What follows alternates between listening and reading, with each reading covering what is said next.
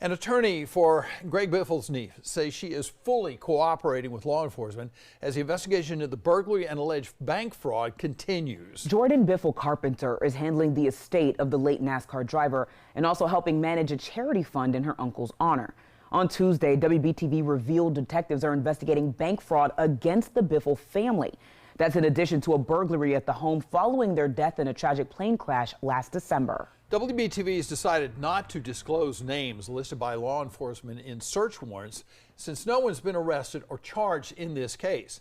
However, the affidavits filed by detectives don't focus on Biffle's family members. In a statement sent to WBTV, an attorney for Biffle Carpenter wrote, quote, "The estate and its representatives are fully cooperating with law enforcement and remain committed to supporting a thorough and accurate resolution of this matter," end quote. The attorney also said Biffle Carpenter will not be making additional comments right now while the case is active.